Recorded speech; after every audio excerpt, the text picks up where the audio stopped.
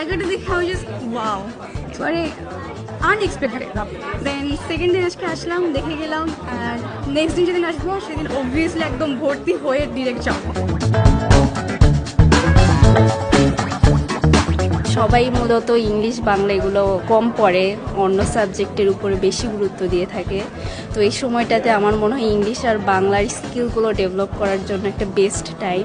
যা যা চেয়েছিলাম সবই ক্লাসটার মধ্যে আছে, যেমন স্পোকেন, লিসেনিং, একদম বেসিক থেকে যেগুলো আমার লাগবে সবই ছিল এটার মধ্যে।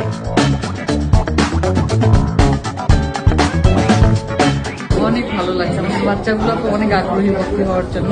এখানের টিচাররা পড়াইলো, আমাদের ভালো লাগছে টিচারদের দিয়া।